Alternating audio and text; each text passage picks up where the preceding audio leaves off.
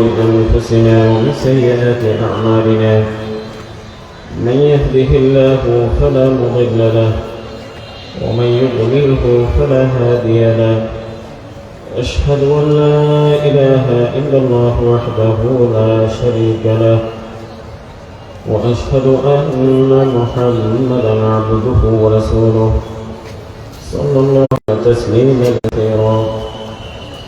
أعوذ بالله من الشيطان الرجيم. بسم الله الرحمن الرحيم. إن الله يأمر بالعدل والإحسان وإيتاء ذي القربى وينهى عن الفحشاء والمنكر والبغي يعظكم لعلكم تذكرون. وقال رسول الله صلى الله عليه وسلم: القضاة ثلاثة، قاضيان في النار وقاض في الجنة، أو كما قال صلى الله عليه وسلم. ইসলামী সম্মেলন সংস্থা কক্সবাজারের উদ্যোগে চমৎকার বরকতময় আয়োজনের সমাপনী দিনের সমাপনী অধিবেশনের সম্মানিত সভাপতি, আমাদের অত্যন্ত শ্রদ্ধাভাজন কক্সবাজার জেলার প্রবীণ এবং শীর্ষ মুরব্বী, বাংলাদেশ কওমি মাদ্রাসা শিক্ষা বোর্ডের সিনিয়র সহসভাপতি, দমকালী মাদ্রাসার সুযোগ্য পরিচালক দামাত বরকাতুহুল আলিয়া, উপস্থিত কক্সবাজার জেলার বিভিন্ন দ্বীনী দরসগাহ প্রতিষ্ঠানের শীর্ষ দায়িত্বশীল বৃন্দ, সুধী মণ্ডলী, মুআজ্জাজ সাদেন, অভিভাবকবৃন্দ, আমার আজিজ তলবা, আল্লাহ পাকের দরবারে একটি বরকতময় মাহফিলে কথা শুরু করবার আগে বিনয়, উপাহীনতা, নিজের স্বল্পতার কথা একদিন বিশ্বাস করে ভিক্ষা করছি আল্লাহ পাক যেন সহিহ শুদ্ধ কথা আমার ক্লাসের সাথে বলার এবং শোনার তৌফিক দান করেন। আমার প্রিয় আলোচক আছেন, সময় নির্ধারিত, বিষয়টাও নির্ধারিত আমার জন্য, যেহেতু এখানে আমরা অনেকটা আদালত আঙ্গিনায় আছি, প্রশাসনিক অনেক যে এখানে কার্যক্রম চলে এবং আমাদের শ্রোতাদের মাঝেও নানা যে প্রশাসনের বিশেষ করে বিচার বিভাগের অনেক দায়িত্বশীল নানা পর্যায়ের কর্মকর্তারাও আছেন। তো বিষয় নির্ধারণ করেছেন ন্যায় বিচারের গুরুত্ব ইসলামের দৃষ্টিতে এবং বিচারক মণ্ডলীর যোগ্যতা কীরকম হওয়া দরকার, সমাজ আমরা যে কতটুকু ন্যায় বিচার আমরা যে মুখাপেক্ষী, ইসলামের মানদণ্ডে বা ইসলামের আলোকে, কোরআন হাদিসের আলোকে সেই ন্যায় বিচারের বিষয়টি আপনাদের সামনে উপস্থাপন করা। ন্যায় বিচারে সেটা আদালতের আঙ্গিনায় সীমিত নয়, মূলত একজন মানুষকে প্রতিটা মুহূর্তে প্রতিটা সিদ্ধান্তে সে ন্যায় বিচার বা বিচারবোধের বিষয়টি তার মাথায় বিবেচনায় রাখতে হয়। এই হিসাবে বিষয়টা আমাদের সবার জন্যই জরুরি। আমরা আলোচনার ফাঁকে সেটি বুঝতে পারবো যে এটা একটা সমাজের আমাদের প্রত্যেকের জন্য বিষয়টা অত্যন্ত গুরুত্ব বহন করে। মুআজ্জাজ হাজরিন, কোরআনে কারীমের যে আয়াত আপনাদের সামনে তেলাওয়াত করেছি, আপনারা প্রতি জুমাবারে দ্বিতীয় খুতবার শেষে খতিব মহোদয়ের জবান থেকে আয়াতের তেলাওয়াত শুনে থাকেন। ইন্নাল্লাহা ইয়া'মুরু বিল আদলি ওয়াল ইহসান। একজন বুজুর্গ বলেন যে সাহাবায়ে কেরামের জামানা থেকে এ পর্যন্ত 1400 বছর যে এই যে হাজার বছরের ব্যবধানেও এই আয়াতটি প্রত্যেক জুমা মসজিদে প্রায় খতিব এই আয়াতটি তেলাওয়াত করে থাকেন। হযরত আব্দুল্লাহ বিন মাসউদ রাদিয়াল্লাহু আনহু যিনি বলছেন কোরআনে কারীমের প্রতিটি আয়াত নিয়ে কোথায় নাজিল হয়েছে, কোন প্রেক্ষাপটে নাজিল হয়েছে, এই প্রতিটি আয়াতের ব্যাপারে আমার সম্যক ধারণা আছে, জ্ঞান আছে। যিনি বলেছেন তিনি বললেন ইন্নাহা আজমাউ আয়া। আব্দুল্লাহ বিন মাসউদ বলেন রাদিয়াল্লাহু আনহু, কোরআনে কারীমের মধ্যে এটা দি মোস্ট কম্প্রিহেনসিভ ভার্স, সবচেয়ে অর্থবহ আয়াত। কারণ এই আয়াতের মধ্যে আল্লাহ পাক তিনটা বিষয় নির্দেশ দিচ্ছেন আর তিনটা বিষয় থেকে নিষেধ করছেন। আবার আমরা যে সারাদিন ওয়াজ মাহফিল করছি, ওয়াজ করছি, আল্লাহ পাক বলেন তিনটা জিনিসের নির্দেশ আর তিনটা জিনিস থেকে নিষেধ।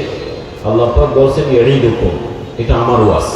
কাজী খতিব সাহেব যখন আধা ঘন্টা ওয়াজ করেন, পরিশেষে আল্লাহ পাকের ওয়াজটাও আমাদেরকে শোনা, এটা আল্লাহ পাকের ওয়াজ। তো ইয়াইদুকুম, আল্লাহ পাক কেন ওয়াজ করেন? লাআল্লাকুম তাযাক্কারুন। ওয়াজের উদ্দেশ্য এটি হয় যে আল্লাহ পাক যা বলবেন তা আমরা শুনব, উপদেশ গ্রহণ করব। যে আয়াতটাকে হযরত উবাইদুল্লাহ সিন্দি রহমতুল্লাহ আলাইহি, আপনারা জানেন বিশ্ববরেণ্য আলেম দিন, ব্রিটিশ বিরোধী আন্দোলনে যার অনেক ভূমিকা এবং মধ্য এশিয়া থেকে শুরু করে মধ্যপ্রাচ্য, আরব দেশে যিনি বহুবার সফর করেছেন, জীবনের পরন্ত বেলায় তিনি ভারতে ফিরে আসছিলেন এবং তাকে যখন জিজ্ঞেস করা হলো যে এই সময় আপনি ভারতে ফিরে আসছেন কেন, তখন তিনি বলেছিলেন যে আমি আল্লাহ পাকের একটি আয়াতকে সামনে রেখে আমি ভারতে কাজ করতে চাই। তখন বলা হলো কেন? বলা এই জন্যই যে আমার দৃষ্টিতে কোরআনে কারীমের এই আয়াত হলো আল্লাহ পাকের পক্ষ থেকে সারা বিশ্বের জন্য ইউনিভার্সাল প্রোগ্রাম, আন্তর্জাতিক কর্মসূচি। ইন্নাল্লাহা ইয়া'মুরু বিল আদল ওয়াল ইহসান ওয়া ইতাইযিল কুরবা ওয়া ইয়ানহা আনিল ফাহশাই ওয়াল মুনকার ওয়াল বাগই। তার আল্লাহ পাক তিনটা বিষয়ের কঠোর নির্দেশ দিচ্ছেন, তিনটা বিষয়ের ক্ষেত্রে নিষেধাজ্ঞা আরোপ করছেন। ইয়াইদুকুম লাআল্লাকুম তাযাক্কারুন। বুঝাতে চাইছি মুহতারাম হাজরিন, যে আয়াতটি আব্দুল্লাহ ইবনে মাসউদ বললেন সবচেয়ে অর্থবহ, ওবায়দুল্লাহ সিদ্দিক রহমাতুল্লাহ আলাইহি বললেন এটি আন্তর্জাতিক কর্মসূচি কোরআনে কারীমের সারা বিশ্বের মানুষের জন্য। সেই আয়াতের প্রথম শব্দ হলো আদল। ইন্নাল্লাহা ইয়া'মুরু বিল আদল। আদল কোরআনে কারীমের ব্যাপার আল্লাহ পাক বলেন আমার এই কোরআনে কারীম পূর্ণাঙ্গ এটি আদল। ওয়া তাম্মাত কালিমাতু রাব্বিকা সিদকান ওয়া আদলা, সিদকান ওয়া আদলান। কাজে যে আদল বা ইনসাফের কথা বলেছেন এবং যেটি আল্লাহ পাকের ওয়াজ, সে আদল, সে ইনসাফ, সে ন্যায় বিচার অত্যন্ত গুরুত্বপূর্ণ। কোরআনে কারীমে আল্লাহ পাক বহু আয়াতে আদল শব্দটি উল্লেখ করেছেন। আল্লাহ পাক বলেন দেখো ইনসাফের ক্ষেত্রে এটাকে বলা হয় ইউনিভার্সাল ল, সারা বিশ্বের মানুষের জন্য সার্বজনীন। এই আদলের ক্ষেত্রে ধর্ম, বর্ণ, অত বিশ্বাস, ভৌগোলিক সীমারেখা অথবা জাতীয়তা কোনো কিছুই বাধা হয়ে দাঁড়াবে। ইনসাফ সবার জন্য, ইনসাফ সবার জন্য। এই জন্য কোরআনে কারীমে সেটি বলা আছে স্পষ্ট, যদি কখনো ইনসাফের বিষয়টি আসে, এটা যদি তোমার বিরুদ্ধেও যায় তারপরেও তোমাকে ইনসাফের উপরে থাকতে হবে। ওয়ালাউ আলা আনফুসিকুম, ওয়ালাউ আলা আনফুসিকুম, তোমার বিরুদ্ধে গেলেও ন্যায় বিচার থেকে পিছপা হওয়া যাবে না। এমনকি কারো সাথে আপনার যদি মনোমালিন্য থাকে, শত্রুতা থাকে, সে শত্রুতা যেন ইনসাফ প্রতিষ্ঠার ক্ষেত্রে বাধা না হয়ে দাঁড়ায়। ওয়ালা ইয়াজরিমান্নাকুম শানাআনু কওমিন আলা আল্লা তা'দিলু। রব্বুল আলামিন বলেন কোনো জাতি, কোনো সম্প্রদায়, কোনো জনগোষ্ঠীর ব্যাপারে তোমাদের যদি শত্রুতা থাকে সেটি যেন ইনসাফ থেকে তোমাদেরকে বিরত না রাখে বা দূরে না রাখে। শুধু কাজে নয়, কথার মধ্যে মানুষের একটা পরিমিত ভাব থাকা দরকার, ইনসাফ করা থাকা দরকার। ওয়া ইযা কুলতুম ফা'দিলু। অনেক সময় আমরা মনে করি কাজের মধ্যে ইনসাফ হয় আর কথা কত হিসেব করে কে বলে, কিন্তু আল্লাহ পাক বলছেন না, কথারও সীমারেখা আছে, সেখানেও ইনসাফ থাকতে হবে। ওয়া ইযা কুলতুম ফা'দিলু। আর যখন আপনি শাসক হয়ে শাসন করবেন বড় পরিসর অথবা ছোট্ট পরিসরে, সেখানেও আল্লাহ পাক বলেন আদল থাকতে হবে। আন তাহকুমু বিল আদলি, এটা কোরআনে কারীমে হুকুম, শাসন, নির্দেশ, সেখানেও যেন ইনসাফ থাকে। এমনকি রব্বুল আলামিন বলেন ইয়া আইয়ুহাল্লাযীনা আমানু, তোমরা যদি নিজেরা এক অপরের সাথে ডিল করো, বিচারক নয়, আদালতের আঙ্গিনায় নয়, নিজেরা যদি এক অপরের সাথে ডিল করো, সেখানেও কোনো কাওয়ামিনা বিল কিসত, সেখানে ইনসাফ কায়েম করতে হবে। আল্লাহ পাক আরেকটি আয়াতে বলেন যে ইনসাফ ও ন্যায় বিচারের ক্ষেত্রে আমি যে আম্বিয়া কেরামকে পৃথিবীতে প্রেরণ করেছি, বহু আসমানি কিতাব যে নাজিল করেছি, উদ্দেশ্য হলো লিয়াকুমান নাসু বিল কিসত, যাতে করে পৃথিবীতে ন্যায় বিচার সুপ্রতিষ্ঠিত হয়, এই উদ্দেশ্যে। তাহলে আমরা কোরআনে কারীমের যে কয়েকটি আয়াত, আরো বহু আয়াত আছে যেখানে আল্লাহ পাক ন্যায় বিচারের উপর গুরুত্ব দিতে গিয়ে বলেন যুগে যুগে আম্বিয়া কেরামের প্রতি নির্দেশ ছিল যে ন্যায় বিচার, সুবিচার এই পৃথিবীতে প্রতিষ্ঠা করবে। আর সেটা আমরা মুখাপেক্ষী, কারণ মানুষের স্বভাবের মধ্যে আল্লাহ পাক এই যে দ্বন্দ্ব, সংঘাত অথবা স্বার্থপরতা, এই ধরনের কিছু দুর্বলতা মানবীয় সমাজের ভিতরে আছে, আমাদের ভিতরে আছে। কাজে একটা তৃতীয় একটা শক্তিশালী একটা প্রতিষ্ঠান থাকা দরকার। দুইজনের, দুই ব্যক্তির, দুই গোষ্ঠীর, দুই রাষ্ট্রের, দুই কোম্পানির যদি কোথাও বিরোধ ঘটে, সেখানে নিষ্পত্তির জন্য, মীমাংসার জন্য, ফয়সালার জন্য, ন্যায় বিচারের জন্য একটি প্রতিষ্ঠান থাকা দরকার। সে প্রতিষ্ঠানের নাম হলো বিচার বিভাগ। যে প্রতিষ্ঠানের নাম বিচার বিভাগ। মানুষ যে কতটা মুখাপেক্ষী তার একটি ছোট্ট উদাহরণ দিলেই বুঝবেন। হযরত আদম আলাইহিস সালামের দুই সন্তান হাবিল এবং কাবিল, হাবিল এবং কাবিল, এবং সেখানে জানেন যে কাবিল যেহেতু প্রত্যেকবারে হযরত হাওয়া যমজ সন্তান জন্ম দিতেন, যাতে করে তখন বিয়ে শাদীর বিষয় এক গর্ভের সাথে আরেক গর্ভের বিয়ে হবে, এটি ছিল বিধান। কিন্তু কাবিল এখানে বেঁকে বসে হাবিলের সুন্দরী তাকে সে বিয়ে করবে, সেখানে আদম আলাইহিস সালাম বিচার করলেন। আদম আলাইহিস সালাম বিচার করলেন, কি বিচার করলেন আপনারা জানেন। ইত্তারাবা কুরবানান ফাতাকাব্বালা মিন আহাদিহিমা ওয়া লাম ইয়াতাকাব্বাল মিনাল আখার। একজনের কুরবানি কবুল হলো, আরেকজনেরটা হয়নি। কিন্তু কাবিল সে বিচারটা মানে নেয়, সে বিচার মানে নেয়। সে কিন্তু হত্যাকাণ্ড করে বসে কিয়ামত পর্যন্ত যত মানুষের রক্ত ঝরবে এর দায়ভার কাবিলকে বহন করতে হবে। কারণ পৃথিবীতে খারাপ দৃষ্টান্ত সে প্রথমে স্থাপন করেছে। বোঝাতে চাইছে এই জায়গায় আদমের দুই সন্তানের মাঝে হযরত আদম আলাইহিস সালাম এই বিচারটা করে দিলেন যে তোমরা দুইজনে কুরবানি করো, যারটা কবুল হবে। নিশ্চিত আমরা বলতে পারি আদম আলাইহিস সালাম যে বিচার প্রক্রিয়া সমাধানের জন্য এটি আল্লাহ পাকের কোনো ইশারায়, ঐশী কোনো ইশারা আল্লাহ হযরত আদম আলাইহিস সালাম সে বিচার কার্যক্রম সম্পন্ন করেছেন। মুআজ্জাজ হাজিরিন, যে উলামায়ে কেরাম বলে যুগে যুগে সব জায়গায় এই বিচারের বিষয়টি গুরুত্বপূর্ণ, যাতে করে সমাজে কেউ যেন কারো উপর অবিচার না করে। জঙ্গলের মতো না যে সেখানে সবল দুর্বলকে, শক্তিশালী শক্তিহীনকে এভাবে চড়াও হবে, অধিকার বঞ্চিত করবে, শোষণ করবে, এই জাতীয় যেন সংস্কৃতি সমাজে না থাকে। এই জন্য আদল, এই জন্য ইনসাফ।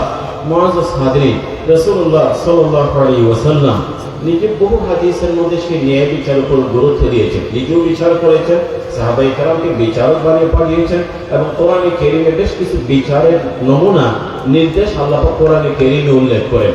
রাসূল সাল্লাল্লাহু আলাইহি ওয়াসাল্লাম আপনারা জানেন 7 শ্রেণীর মানুষ কিয়ামত দিবসে যে ভিআইপির মর্যাদা পাবে, বিশেষ ব্যক্তির মর্যাদা পাবে, সবার শীর্ষে সবচেয়ে আগে আল ইমামুল আদিল। আল ইমামুল আদিল যে বিচার কার্য করে, ন্যায় বিচার প্রতিষ্ঠা করে আল্লাহ পাক সেই শাসক, সেই বিচারককে ভিআইপির মর্যাদা দেবেন। শুধু তাই নয়, জান্নাতের মধ্যে আল্লাহ পাক ন্যায় বিচারক যারা আছে তাদের জন্য নূরের আলোর মিম্বর বানাবেন, যেখানে বসবে। ইন্নাল মুকসিতিন আলা মানাবিরা মিন নূর। আল্লাহ পাক হাদিসের মধ্যে আছে, রাসূলুল্লাহ সাল্লাল্লাহু আলাইহি ওয়াসাল্লাম বলেন যারা ন্যায় বিচার করে তারা আল্লাহ পাকের ডান দিকে, আল্লাহ পাকের ডান ইয়ামিনুর রহমান। আবার হাদিসে কোথাও একটা আছে ওয়াকালতা ইয়াদাইহি ইয়ামিন, আল্লাহ পাকের দুই হাতই ডান হাত, আল্লাহ পাকের বাম হাত আছে বলা যাবে না।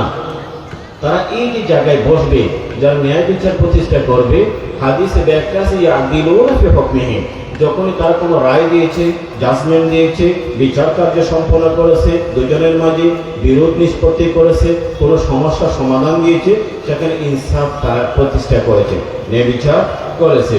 এই জন্য ইয়াদিলুনা ফি হুকমিহি, তাদেরই মর্যাদা। রাসূলুল্লাহ সাল্লাল্লাহু আলাইহি ওয়াসাল্লাম যে হাদিসটা আপনাদের সামনে পড়েছি, কোন কোন হাদিসের মধ্যে বিচার কার্যটা ভেরি সেন্সিটিভ, সংবেদনশীল। কারণ এই জায়গায় নানা প্রলোভন থাকে, প্রেশার থাকে, নানা তদবির থাকে।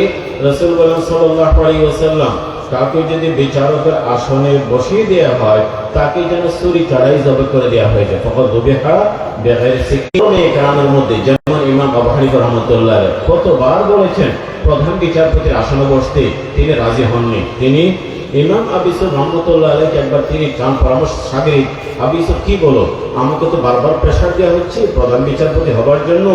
ইমাম আবু ইউসুফ বেজান সমস্যা কি? তখন ইমাম আবু হানিফা রেগে গেলেন, আবু ইউসুফ তুমি কি বলছো? একটা মহাসাগর যদি সাঁতার কাটিয়ে যদি ওপারে যেতে হয়, সেখানে ডুবে মরার আশঙ্কা আছে না? আমি এটা মহাসাগর আমি পাড়ি দিতে পারবো না।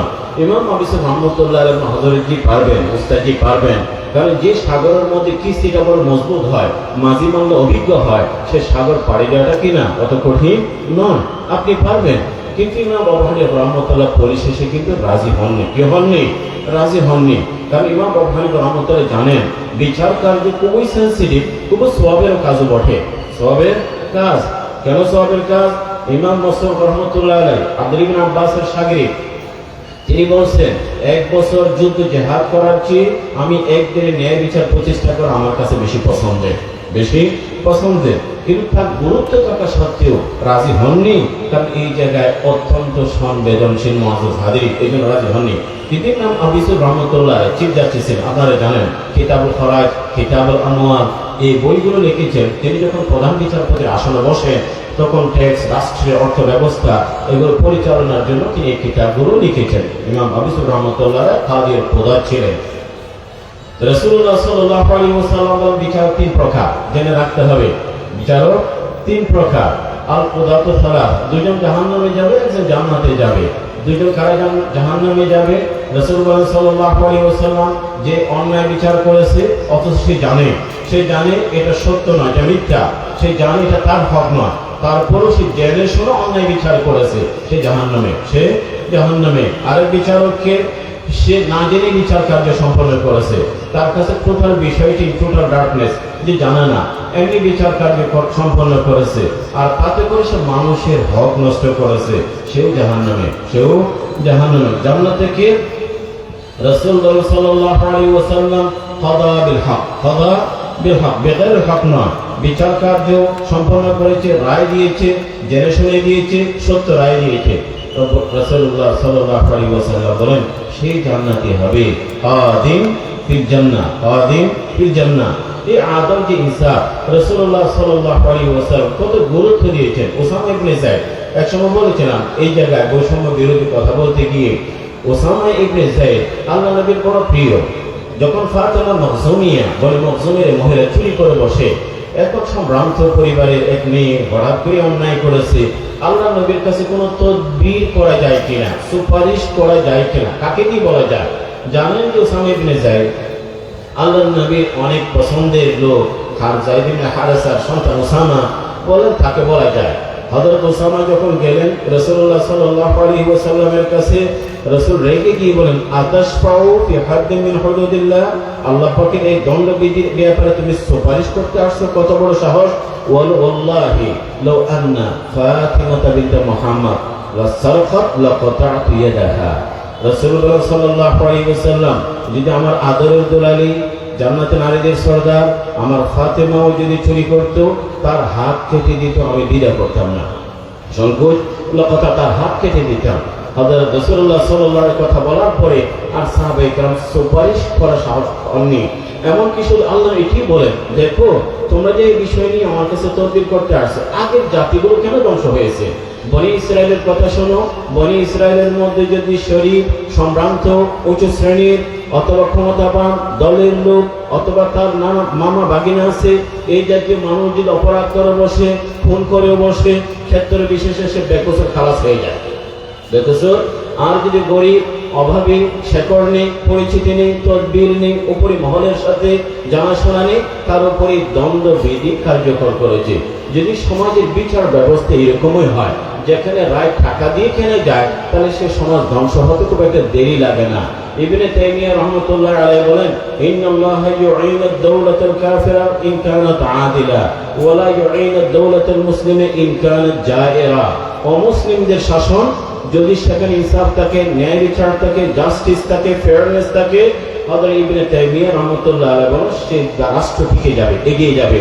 আর যদি মুসলমানরাও শাসন করে, মুসলমানের রাষ্ট্র ব্যবস্থা মুসলমানরাই পরিচালনা করে, যদি অবিচার, জুলুম, নির্যাতন, অধিকার আত্মপ্রবঞ্চনা এবং এই যে বিচার দেরি করা আছে না, দীর্ঘ 10-12 বছর, অথচ আমরা সবাই বলি জাস্টিস ডিলে, জাস্টিস ডিনাই, যে বিচার পেতে 20 বছর লাগে, আসলে বিচারটাকে অস্বীকারই করা হয়েছে, এটা অস্বীকার করা হয়েছে। ইবনে তাইমিয়া রাহমাতুল্লাহ আলাইহি বলেন যে আল্লাহ পাক অমুসলিম দেশ হলেও যদি ন্যায় বিচার থাকে, সে রাষ্ট্র এগিয়ে যেতে পারে। এতেই বুঝে আসছে কেন মুসলমান দেশ আমরা এগিয়ে যেতে পারছি না, আর অন্যান্যরা কেন এগিয়ে যাচ্ছে। রাসূলুল্লাহ সাল্লাল্লাহু আলাইহি ওয়াসাল্লামের সামনে বিচার কার্য, এক বিচার, অনেক বিচার বুখারী মুসলিমের মধ্যে এরকম 10-11টির নমুনা আছে। আল্লাহ নবীর কাছে আসলেন হযরত জাফর, হযরত আলী এবং হযরত যায়েদ ইবনে হারেসা। তারা প্রত্যেকে বলে হযরত হামজা শহীদ হয়েছেন, তার মেয়েটাকে আমি লালন পালন করব। আর আলী বলেন আমাকে দেন, জাফর বলেন আমাকে দেন, যায়েদ ইবনে হারেসা বলেন আমাকে দেন, আমাকে। সেখানে একটি ভাববার বিষয় হলো, আপনারা খেয়াল করেছেন যে ইসলামের আগে যে মানুষগুলো নিজের কন্যা সন্তানকে জীবন্ত মাটিতে পুঁতে ফেলতো, ইসলাম তাদের মনোভাব এমন পাল্টে দিয়েছে, শুধু নিজের কন্যা সন্তান নয়, পরের এতিম মেয়েটাকে ঘরে এনে লালন পালন করতে চায়, ঘরে এনে লালন পালন করতে চায়। হযরত হামজা শহীদ হয়েছেন, ঘরে এতিম মেয়ে আছে, তা আল্লাহ নবীর সঙ্গে 3 জনেই চাইছেন যে লালন পালন করবে। রাসূল বলেন সাল্লাল্লাহু আলাইহি ওয়াসাল্লাম, আলী তুমি বলেছো আমার চাচার মেয়ে, জাফর বলেছে আমার চাচার মেয়ে, তবে আমার স্ত্রী ওই মেয়ের খালা, ও মেয়ের খালা। যায়েদ বিন হারেসা বলে হযরত হামজার সাথে আমার অনেক বন্ধুত্ব, কাজে বন্ধুত্ব চাচা, তার চেয়ে বড় কথা হলো জাফরের ঘরে এই মেয়ের খালা আছে। আল খালাতু বিমানজিলাতিল আল খালাতু বিমানজিলাতিল খালা মায়ের মতো হয়, কাজে এই মেয়েটাকে জাফর লালন পালন করবে। এই বিচার, এইরকম বহু বিচারের কথা পাবেন যেখানে রাসূলুল্লাহ সাল্লাল্লাহু আলাইহি ওয়াসাল্লাম ন্যায় বিচার প্রতিষ্ঠা করেছেন। সাহাবায়ে কেরাম সেটি দেখিয়ে দিয়েছেন ন্যায় বিচার কিভাবে প্রতিষ্ঠা করতে হয়। কাদি শুরাইহের সামনে হযরত আলী এবং ইহুদি দুই পক্ষ আমিরুল মুমিনিন কল্পনা করেছেন রাষ্ট্রপ্রধান কার গড়ায় দাঁড়াচ্ছে, আর প্রতিপক্ষ কোনো মুসলমান নয়, সে দেশের এক সংখ্যালঘু নাগরিক। সংখ্যালঘু যদি আমরা আজকের টার্ম যেটা ইউজ করি যে মাইনরিটি, কিন্তু সেই জায়গায় হযরত আলীর পক্ষে যথাযথ প্রুফ বা ডকুমেন্টস গুলো না থাকবার কারণে কাদি শুরাইহ বললেন এটি ইহুদি পাবে, তিনি পাবেন। এবং এই নিয়ে বিচার দেখে ইহুদি ইসলাম গ্রহণ করেন, যেখানে খলিফা অথচ ইহুদি জানে এটা হযরত আলী, এটা কার? হযরত আলী। কিন্তু পর্যাপ্ত ডকুমেন্ট না দেওয়ার কারণে বিচারক সেটি ইহুদিকে দিয়ে দিলেন। এটি ছিল ন্যায় বিচার। হযরত ওমর ইবনে খাত্তাবের জামানা আমর ইবনে আস মিশরের গভর্নর এবং তার সন্তান আব্দুল ইবনে আমর আস হতে কোনো কিপ্তি সেখানকার কোন নাগরিকের উপরে হাত তুলেছে, তো এই বিচার হযরত আমিরুল মুমিনিন ওমর ইবনে খাত্তাবের কাছে আসে। হযরত আমিরুল মুমিনিন ওমর ইবনে খাত্তাব রাদিয়াল্লাহু আনহু গভর্নর এবং গভর্নর ছেলে দুইজনকে ডেকে পাঠান। আমর ইবনে আসকে আমর ইবনে আস রাদিয়াল্লাহু বললেন যে তোমার ছেলে কাজ করছে, কেন তুমি বাধা দাও নাই? আমর ইবনে আস রাদিয়াল্লাহু বলেন আমিরুল মুমিনিন আমি জানতাম না, বিষয়টি আমার কাছে কেউ উপস্থাপন করেনি। এরপরে সে ঐতিহাসিক কথাটি বলেছেন যারা আজকে বর্তমান সারা বিশ্বে যেটা স্বীকৃত সমাদৃত, সেটা কি? হযরত আমিরুল মুমিনিন বলেন মুযকাম ইস্তা'বাতুন নাস ওয়া ক্বাদ ওয়ালাদাতহু উম্মাহাতুহুম আহরারা, কবে থেকে তোমরা মানুষের সন্তানগুলোকে দাস বানিয়ে রেখেছো, অথচ ওদের মায়েরা তো তাদেরকে স্বাধীন হিসেবেই জন্ম দিয়েছে, ওদের মায়েরা তাদেরকে স্বাধীন হিসেবেই জন্ম দিয়েছেন। এরপরে তিনি বলেন আমিরুল মুমিনিন এই যে তুমি ও গভর্নর ছেলে সেভাবেই মারধর করো যেভাবে তোমাকে সে মারধর করেছে। এই ছিল ন্যায় বিচার, যেখানে গভর্নর ছেলেও কি গায়নি বা পড়েনি। কোরআনে কারীমে রব্বুল আলামিন কিছু বিচার, ন্যায় বিচার কিছু দৃষ্টান্ত আমাদের সামনে স্থাপন করে, যাতে করে বর্তমান কেউ যদি বিচার কার্যকর তার সামনে এই ডিলগুলো, এই নমুনাগুলো থাকে। আপনারা জানেন সূরাতুল বাকারার মধ্যে একটি হত্যাকাণ্ডের বিচার আছে। এতে হত্যাকাণ্ডের এই যে বাকারা, এই গাবি নিয়ে ইহুদিদের যে এলো পাথারি প্রশ্নগুলো কেন হয়ে গেছে? প্রশ্ন হয়ে গেছে কারণ যখন এক লোক হত্যা করে নিহত হয় কেউ জানে না তাকে কে মারছে। মুসা আলাইহিস সালামের কাছে বিষয়টি আসে, আল্লাহ পাকের কাছে মুসা আলাইহিস সালাম বিষয়টি উত্থাপন করেন। আল্লাহ পাক বলেন ঠিক আছে একটা গাভী জবাই করো, সে গাভীর একটা টুকরো মৃত ব্যক্তির সাথে লাগালে সে জীবিত হয়ে যাবে, সেই বলতে তাকে কে মারছে। এখন বনি ইসরায়েলকে যখন তাদের ইচ্ছা হচ্ছে না গাভী জবাই করতে, এখন গাভীর বয়স, গাভীর কালার, গাভীর রং, না তাদের প্রশ্ন, তাদের প্রশ্নের পর প্রশ্ন, পরিশেষে কিন্তু জবাই হয়েছে পরিশেষে, এবং সে জীবিত হলো। জীবিত হওয়ার পর আমাকে অমুক মারছে, অমুক মারছে। তো এখানে আল্লাহ পাক এই যে একটা বিচার, এই দৃষ্টান্ত আমাদের সামনে রাখলেন কথা বোঝার জন্য। কোন অপরাধী, কোন ঘাতক, কোন খুনি অপরাধকে হয়তো আপাতত আত্মগোপন করতে পারে, কিন্তু আল্লাহ সবকিছুই দেখছে, কোনো না কোনো দিন তার মুখ সম্মোচন করে দেবেন। খুনি পালাতে পারবে না, খুনি পালাতে কোনো না কোনো ধরা পড়ে, এবং সেটি আল্লাহ পাক দেখিয়ে দিলেন। মুআজ্জাজ হাজরিন, হযরত ইউসুফ আলাইহিস সালামের কি বিচার কার্য আপনারা জানেন যে এই যে ইমরাতুল আজিজ মিশরের সে প্রধানমন্ত্রীর স্ত্রী জুলাইখা, ইউসুফের প্রতি তার দুর্বলতা ছিল এবং নাউজুবিল্লাহ সে নানাভাবে এই যে লোভ প্রলোভন, নানা লালসায় চড়াতে চেয়েছে, পারে নাই। কারণ আগামী দিনের নবী, তিনি মাসুম, নবুয়তের আগেও পরেও, কিন্তু একটা সময় সেই জালে ফেলেই দেয়, বলে যে ঘরে আবদ্ধ এবং অন্যায় প্রস্তাব দেয়। ইউসুফ আলাইহিস সালাম বলেন মাআযাল্লাহ, আল্লাহ পাকের পান আশ্রয়, এবং তিনি দৌড়ে গেলেন। বাকি ইতিহাস আপনাদের সামনে আছে। যখন দরজায় গিয়ে দাঁড়ায়, ওয়া আলফায়া আল্লাহ পাক সাইয়্যিদা হালাদাল বাব, সেখানে মালিক হাজির, মেয়ে পড়ে আসছে ইসমাইলের সামনে। এখন এই মহিলা আগেই বলে মা জাযাউ মান আরাদা বিআহলিকা সুআন ইলা ইউজানা, এই মহিলা নিজেই বলে, অত দুষ্ট সে, অন্যায় সে করছে, সে বলে তুমি কি বলো যে তোমার ঘর থেকে তোমার স্ত্রীর সাথে অন্যায় করতে চায়, তাকে জেলে করে দাও, তাকে জেলে দিয়ে দাও, কঠিন শাস্তি দিতে হবে। ইউসুফ আলাইহিস সালাম আত্মপক্ষ বললেন যে না, এখানে আমার দোষ নেই, আপনার স্ত্রী আমাকে এভাবে কলে ফাঁদে ফেলতে চেয়েছে, এটা আমার দোষ নেই। আল্লাহ পাক ওই দুনিয়ার বাচ্চার মুখে কথা ফুটিয়ে তুলে দেন এবং সেই বাচ্চা বলে যদি পিছনে ছেড়া হয় নিঃসন্দেহে জুলাইখা দৌড়ে গেছে, টানতে চেয়েছে, ছেড়ে গেছে। আর যদি সামনে তাকে সে দর্শন করতে চেয়েছে, প্রতিরোধ করেছে, দেখো সেটা পিছনেই ছিল, সেটা কি পিছনেই ছিল। এরপরে যে যে আজিজ মিসর বুঝতে পারলো যে তার দোষটা তার স্ত্রী, দোষ তার স্ত্রীর। কি বললেন? ইউসুফ আরে না হাদা, তাকে বলো ওয়াস্তাগফিরি যামবি, অন্যায় সমাজকে বললো আমার মান মর্যাদা সবই যাবে, সবই কি ইউসুফ এটা চেপে যাইব, এটা গোপন কাউকে বলবে না, এটা কাউকে বলবে না। আর স্ত্রীকে বলে তার জন্য তুমি ক্ষমা চাও, ক্ষমা। তো এই বিচার কেন বললেন? অনেক সময় মানুষ নিজে দোষ করে আগে মামলাটা আগে ঠুকে দেয়, আগে কি দেয়? ঠুকে দেয়, নিজের গায়ে নিজে আঘাত করে বলল আমাকে রক্ষার্থ করেছে, আমাকে রক্ষার্থ করেছে। এই জন্য বিচারক আগে মামলা দায়ের করলেই সেই ন্যায়ের পক্ষে, এটা কি নয়? জরুরি নয়। এখানে মিশরের সে জুলাইখা আগে নালিশ পেশ করেছে, অথচ অন্যায়ের মহতা সে। এই জন্য এই বিচার দৃষ্টান্ত আল্লাহ পাক আমাদের সামনে রেখে দিয়েছেন। ইউসুফ আলাইহিস সালামের সে সূরা আরেকটি বিচার কার্য আল্লাহ পাক রেখেছেন আমাদের সামনে। ইউসুফের ভাই বিনিয়ামিন হযরত ইউসুফ আলাইহিস সালাম রেখে দেবেন নিজের কাছে। একটা আপনারা জানেন যে একটা চুরি করে আমাদের জিনিস কে চুরি করছে, আছে কিনা সূরাতুল ইউসুফে? এবং যা হোক তাকে রেখে দেওয়া হলো, তাকে রেখে দেওয়া হলো। সেই কোরআনে কারীমে বর্ণনা আছে। এবং তারাও বলেছে ইয়াসরি ফাকাদ সারাকাকুম, যে এর যদি চুরি করলে এটা প্রথম না, এর ভাইটা আগে সেও চোর ছিল। কাকে চোর বলছে? ইউসুফ আলাইহিস সালাম কি বলল? ওরা চোর বলল না, আউযুবিল্লাহ। যাক, এটা আল্লাহ পাকের পক্ষ থেকে একটা কৌশল ছিল। আল্লাহ পাক এই বিচারটাও রাখলেন। এই বিচার কেন রাখলেন? এক কথা বোঝানোর জন্য। ওরা বাইরের দেশ লোক ছিল, তারা কানানের ছিল এবং এই অপরাধটি হচ্ছে মিশরে। যদি বিদেশের কোনো মানুষ এই দেশে অন্যায় করে, দেশীয় আইনে বিচার হবে। এই দেশের আইনে কি হবে? বিচার হবে এই দেশের আইনে, কারণ সেখানে দেশীয় আইনে তার বিচার হয়েছে। মুআজ্জাজ হাজিরিন, হযরত দাউদ এবং সুলাইমান আলাইহিস সালামের একটি বিচার কার্য আল্লাহ পাক উল্লেখ করেন। রাত্রে খেত নষ্ট করে হযরত সুলাইমান আলাইহিস সালাম বলে, ঠিক আছে, দেখেন যে পরিমাণ ক্ষতি ছাগল, ওদেরকে সাক্ষাৎ খেতওয়ালাকে ছাগলগুলো দিয়ে দাও। হযরত দাউদ আলাইহিস সালাম বিচার করলেন। হযরত সুলাইমান আলাইহিস সালাম দেখলেন যে না, এটা ভিন্ন ভাবেও করা যায়, ভিন্ন ভাবেও করা যায়। তিনি বললেন যে যার ছাগলগুলো ক্ষেত নষ্ট করেছে তাকে বলা হলো ক্ষেত পরিচর্যা করেন, আগের অবস্থায় নিয়ে আসেন, আর ততদিন পর্যন্ত ছাগলের দুধ, লোম, পশম থেকে উপকৃত হবে। হযরত দাউদ আলাইহিস সালামের কাছে নিজের সন্তানের এর রাইটে অনেক চমৎকার লেগেছে, চমৎকার। কাজে যেখানে শরীয়তের নস নেই, যেখানে ইস্তেহার আপনার লজিক আপনি প্রয়োগ করে বিচার কার্য সম্পন্ন করবেন, সেখানে যদি আগের রায়ের যে একটা বেটার অপশন থাকে আপনি সেদিকে যেতে পারেন, সেদিকে যেতে পারেন।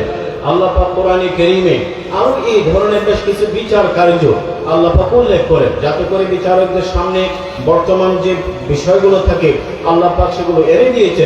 বিচার কার্য যেন সম্পন্ন সুন্দরভাবে করা যায়, ন্যায় বিচার প্রতিষ্ঠা করা যায়। হযরত সুলাইমান যখন দেখলেন এক সময় হযরত সুলাইমান আলাইহিস সালাম যখন সফর করতেন, সেখানে নানা যে মখলুকাত থাকতো, হুদহুদ পাখিও থাকতো। কারণ হুদহুদ পাখি বর্তমান মানুষ স্যাটেলাইট ইত্যাদি প্রয়োগ করে, ব্যবহার করে পানির গভীরতা পরিমাপ করে মেজারমেন্ট, আল্লাহ পাক হুদহুদ পাখির মধ্যে এই জ্ঞান দান করেছেন। হুদহুদ পাখি আকাশে উড়ে অতটা বুঝতে পারে যে স্বল্প গভীরতায় পানি কোথায় পাওয়া যায়, কোথায়। যখন হযরত সুলাইমানের পানির প্রয়োজন হলো, দেখা যায় হুদহুদ অনুপস্থিত, কই গেল? সুলাইমান আলাইহিস সালাম বললেন, ঠিক আছে, মাইরা আর হুদহুদ কেন নাই? তখন তিনি বললেন, সে আসুক, তাকে জবে করব, অথবা কঠিন শাস্তি দেব, নবী সুলতানের মুবিন, অথবা তাকে আত্মপক্ষ সমর্থনের কেন উপস্থিত থেকেছে তার কৈফিয়ত দিতে হবে।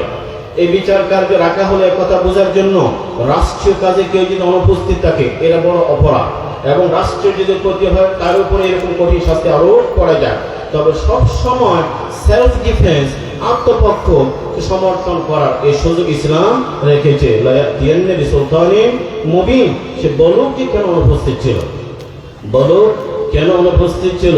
আমাদের সামনে ন্যায় বিচার আল্লাহ পাক কোরআনে কারীমে দাউদ আলাইহিস সালামকে বলেন, ফাহকুম বাইনান নাস, বিচার কার্য সম্পন্ন করে ইনসাফের সাথে এই ঘটনাগুলো রেখেছেন যাতে করে ন্যায় বিচার প্রতিষ্ঠিত হয়। মুআজ্জাজ হাজরিন, রাসূলুল্লাহ সাল্লাল্লাহু আলাইহি ওয়াসাল্লাম বিচারকের যোগ্যতা, বিচারক কেমন হবে এবং বিচারকের ভিতরে কি কি শর্ত থাকা দরকার, আল্লাহ নবী কাদেরকে বিচারক বানিয়েছেন তার বিস্তারিত বর্ণনা হাদিস শরীফে আছে। আমাদের সমাজে যখন আমরা বিচার কার্য বলি আমাদের অনেকেরই ধারণা এটা শুধু একজন বিচারকের ক্ষেত্রেই প্রযোজ্য, কিন্তু মনে রাখবেন আদল এটা ইনসাফ সব জায়গায়। সময়ের কথা ভাবছি, খুবই সংক্ষেপেই বলছি। আদল কোন কোন জায়গায়, ইনসাফ কোন কোন জায়গায় ইনসাফ প্রতিষ্ঠা করতে হবে। উলামায়ে কেরাম বলেন প্রথমে ইনসাফ করবেন আপনি আপনার প্রতি, আপনি আপনার প্রতি। তার মানে কোনো মানুষকে নিজের উপর অন্যায় করে অবিচার করে, হ্যাঁ করে, মাঝে মধ্যে করে। কোনো মানুষ যদি বলে যে আমি সারা রাত ঘুমাবো না, দিনের পর দিন ঘুমাবো না, অথবা কোনো মানুষ যদি বলে আমি দিনের পর দিন রোজা রাখবো, একদিনও বিরতি দেব না, একদিনও বিরতি, এই জাতীয় যদি কোনো প্রস্তাব নিয়ে আসে ইবাদতের যদি হয়, ইবাদতের কারণে যদি হয়, রাসূল অনুমতি দেননি। সাহাবী আসেন, ইয়া রাসূলুল্লাহ আমি প্রতিদিন রোজা রাখবো, একদিনও বিরতি দেব না। আরেক সাহাবী, ইয়া রাসূলুল্লাহ আমি বিয়ে করব না। আরেক সাহাবী, ইয়া রাসূলুল্লাহ আমি সারা রাত জেগে ইবাদত করব। রাসূল বলেন ইন্না লিজাসাদিকা আলাইকা হাক্কা, ইন্না লিজাসাদিকা আলাইকা হাক্কা। যদি সারা রাত জেগে থাকো, একদিন দুদিন বছর, এতে করে তোমার শরীরের ক্ষতি হবে, তোমার স্বাস্থ্য নষ্ট হবে। এই স্বাস্থ্য এই শরীর তোমার নয়, এটি আল্লাহ পাকের পক্ষ থেকে আমানত, আল্লাহ পাকের পক্ষ থেকে আমানত। কাজে এই শরীরের ক্ষতি করা তোমার অধিকার নেই। কোন মানুষ কি বলতে পারে এটা আমার নখ, কাজে আমি আমার নখ উপড়ে ফেলবো, এটি আমার দাঁত, আমি ইচ্ছাকে একটি দাঁত ফেলে দেবো, পারবেন? জায়েজ আছে? নাই। এটা আল্লাহ পাকের আমানত, আপনাকে দেয়া হয়েছে। এই জন্য নিজের প্রতিও বিচার করা যায় না, জুলুম করা যায় না। জান আল্লাহ পাকে। কোন মানুষ যদি বলে, আমাদের সমাজে বলা হয় কিনা আমার দেহ আমার সিদ্ধান্ত, বলে কিনা আমার দেহ আমার সিদ্ধান্ত, মোটেও না। আল্লাহ পাক বলেন আলা লাহুল খালকুল আমর, যিনি সৃষ্টি করেছেন সিদ্ধান্ত থাক, সিদ্ধান্ত আমরা আমাদের শরীর আমরা সৃষ্টি করিনি, কাজে সিদ্ধান্ত আমার হতে পারে না। কার সিদ্ধান্ত? আল্লাহ পাকের ফয়সালা। কাজে কোনো মানুষ যদি আত্মহত্যা করে, নিজের জান নিজে কেড়ে নেয়, সুইসাইড করে, এই জাতীয় হাদিস শরীফে আছে সে যেভাবে সুইসাইড করেছে, আত্মহত্যা করেছে, জাহান্নামে সে নিজে ওভাবে শাস্তি পেতে থাকবে, ওভাবে, কারণ সে নিজের প্রতি অবিচার করেছে। পাশাপাশি নিজের পরিবার পরিজন, নিজের সন্তান সন্ততির প্রতি অবিচার করা যাবে না। রাসূল বলেন সাল্লাল্লাহু আলাইহি ওয়াসাল্লাম, নুমান ইবনে বাশীর বলেন আমার আব্বু আমাকে নিয়ে আসলেন আল্লাহ নবীর কাছে, বললেন ইয়া রাসূলুল্লাহ এই সন্তান আমার অনেক বেশি প্রিয়, তাকে একটি গোলাম দেব, হাদিয়া দেব। রাসূল বলেন সাল্লাল্লাহু আলাইহি ওয়াসাল্লাম আকুল্লা ওয়ালাদিন নাহালতাহু, তোমার প্রত্যেক সন্তানকে এক একটা গোলাম হাদিয়ে দিয়েছো? বললেন না। রাসূল বলেন লা তুশহিদনি আলা জুর, কোন জুলুমের সাথে আমাকে বানাবে না, জুলুমে। অথচ এই সমাজের মধ্যে কত জুলুম হয়ে জাতীয়, এই জাতীয় কত জুলুম হয়। শুধু তাই নয়, রাসূল বললেন ইদিলু বাইনা আওলাদিকুম, বিজাস, ইনসাফ করতে হবে। এমনকি তোমার সন্তানের ক্ষেত্রে, স্ত্রীদের সাথে ইনসাফ। কারোর সাথে যদি একাধিক স্ত্রী সংসার করে সেখানে ইনসাফ আছে কিনা? সেখানে ইনসাফ আছে, সেখানে ইনসাফ এমন আছে। রাসূল সাল্লাল্লাহু আলাইহি ওয়াসাল্লাম কেউ যদি দাম্পত্য জীবন অবিচার করে বসে, কোন এক স্ত্রীর হক নষ্ট করে, কিয়ামতের মাঠে আসবে ওয়াশিকুহু মায়ের, ওয়াশিকুহু মায়ের, তার একদিকে বেশি ঝুঁকে থাকবে, একদিকে বেশি ঝুঁকে থাকবে, কারণ সে অন্যায় করেছে, অবিচার করেছে। সে ইনসাফ থাকবে অধীনস্থের প্রতি, অধীনস্থের। কারণ ইনসাফ মানে হলো, আপনারা জানেন ইনসাফ মানে হলো যার হক তাকে দেয়া, যার হক আল্লাহ পাকের হক আল্লাহ পাককে দিলে এটি ঈমান তাওহীদ হয়, আল্লাহ পাকের হক আল্লাহকে না দিলে এটা শিরক বা কুফর হয়। আর ইনসাফের বিপরীত শব্দ হলো জুলুম। এই জন্য আল্লাহ পাক বলে ইন্না শিরকা লাযুলমুন আযীম, এটা বড় অন্যায়, বড় অপরাধ। কাজে আল্লাহ পাকের প্রতি অবিচার করা যাবে না, বান্দার প্রতিও করা যাবে না, আত্মীয় স্বজনের প্রতিও না। আর যখন বিচারক হবে, দুই গ্রুপ বা দুই ব্যক্তির মধ্যে রায় দেবে, সেটা অবশ্যই এটা গুরুত্বপূর্ণ, খুবই গুরুত্বপূর্ণ। ইনসাফ যেন সবসময় থাকে এবং সে ইনসাফের ক্ষেত্রে লাভ, লোভ, ভয়, ভীতি, প্রেসার এগুলো যেন কোনোভাবেই সে গ্রহণ না করে। যদি এরকম যোগ্যতা না থাকে, তাকে বিচারকের আসনে বসতে নিষেধ করা হয়েছে, সে ওই জায়গায় বসবে না। ইসলাম বলে যারা বিচারক হবে তাদের তো কিছু মিনিমাম রিকোয়ারমেন্টস আছে, আছে কিনা? প্রথম কথা হলো তারা মুসলমান হবে। কি হবে? কারণ ইসলামের কথা হলো মুসলমান সবসময় আল্লাহ পাকের যে আইন অনুযায়ী তার রায় পেশ করবে। ওয়ামান লাম ইয়াহকুম বিমা আনজালাল্লাহ ফাউলাইকুম কাফিরুন ফাসিকুন যালিমুন। যারা আল্লাহ পাকের যে বিধান অনুযায়ী রায় দেয় না অথবা শাসন করে না, বিচার কার্য সম্পন্ন করে না, রব্বুল আলামিন তাদেরকে জালিম ফাসিক হিসেবে আখ্যায়িত করেছেন। কাজী ইসলাম পূর্ব শর্ত। পাশাপাশি বালেগ পরিণত বয়সে পৌঁছা, যার কাছে এখনো বুদ্ধির পরিপক্কতা আসেনি, সে বিচারকের আসনে বসতে পারবে না। পাশাপাশি তার আকল, ইন্টেলেক্ট যেটাকে বলা হয়, শুধু বুদ্ধিদীপ্ত। রাসূলুল্লাহ সাল্লাল্লাহু আলাইহি ওয়াসাল্লাম আম্বিয়া কিরাম সবচেয়ে বড় বুদ্ধিমান ছিলেন। আল্লাহ নবীর বিচার কার্যগুলো দেখেন কত বুদ্ধিদীপ্ত, কত এমনকি নবুয়তের আগেও বুদ্ধিদীপ্ত ফয়সালা সিদ্ধান্ত। এই জন্য বুদ্ধিমান হতে হবে। বুদ্ধি শুধু বুদ্ধির পরিপক্কতাও থাকতে হবে। আর অধিকাংশ ওলামায়ে কেরাম মতামত অনুযায়ী তাকে অবশ্য পুরুষ হতে হবে। হ্যাঁ, ইমাম আবু হানিফা রাহমাতুল্লাহ নারীদের ক্ষেত্রে কিছু এক্সেপশন রেখেছেন। আরো বেশ কিছু ফিকহের জ্ঞান, আইনের জ্ঞান এবং প্রেশার না বা রাগান অবস্থায় যাবে না। রাসূলুল্লাহ সাল্লাল্লাহু আলাইহি ওয়াসাল্লাম ইয়াদিয়ান্নাহু গালিব, কোন মানুষ রাগ ক্ষোভের সময় যদি রায় পেশ করে সে মানে যায়, তার সমাজে ইনসাফ প্রতিষ্ঠিত হতো। বাংলাদেশের আইনেও আছে যে সুপ্রিম কোর্টে তখন ধরলো 12 বছরের একটা প্র্যাকটিস, সুপ্রিম কোর্টের এই জাতীয় কিছু শর্ত দিয়ে দেয়, তাও দেশের সীমানা। যেমন প্রত্যেক রাষ্ট্র বিচারপতি নিয়োগ করার ক্ষেত্রে কিছু শর্ত, কোয়ালিফিকেশন, রিকোয়ারমেন্টস, কন্ডিশন দিয়ে থাকে। রাসূলুল্লাহ সাল্লাল্লাহু আলাইহি ওয়াসাল্লাম বিচারকের আসনে বসবার আগে তাদের ক্ষেত্রে কিছু যোগ্যতা সুনিশ্চিত করতে চেয়েছেন, যে এই যোগ্যতা থাকলে তারাই ইয়েতে বলবে, বিচারকের আসনে বসবে। রাসূলুল্লাহ সাল্লাল্লাহু আলাইহি ওয়াসাল্লাম হযরত আবু মুসা আশআরীকে বিচারক বানান, মুআয ইবনে জাবালকে, আলা হাদরামীকে, হযরত আলী ইবনে আবি তালিবকে, আতাব ইবনে সাইদকে, এরা আল্লাহর নবীর নিয়োগ প্রাপ্ত বিচারক। তাদের মাঝে রাসূল নিজে পরীক্ষা করেছেন যে না পাও তুমি কি করবা? বলেন আমাদের যেটা আন্ডারস্ট্যান্ডিং, আমাদের ইন্টেলেক্ট, আমাদের বুদ্ধি, আমাদের জ্ঞান, এগুলোকে সর্বোচ্চ ব্যবহার করে আমরা সঠিক সিদ্ধান্ত উপনীত হওয়ার চেষ্টা করব। রাসূলুল্লাহ সাল্লাল্লাহু আলাইহি ওয়াসাল্লাম এটিকে অনুমোদন দিয়েছেন। কাজী মুআজ্জাজ হাদিরি আমার মেহমান, পরবর্তী মেহমান এসে গেছেন যে আমরা ন্যায় বিচার এটা ফরজ। এটা কি ফরজ?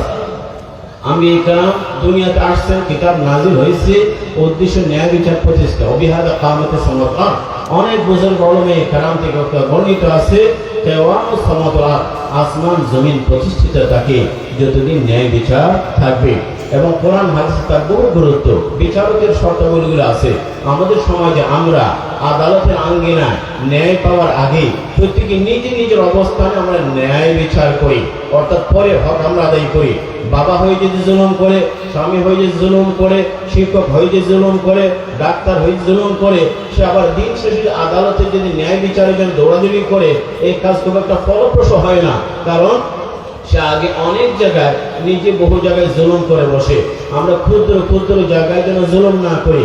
যদি ক্ষুদ্র ক্ষুদ্র জায়গায় প্রত্যেকে জুলুম করে বসে, ওই যে হাদিস শরীফে আছে 16 কোটি মানুষ একসাথে জুলুম করার জন্য কেউ উপরে ঝেঁকে বসবে।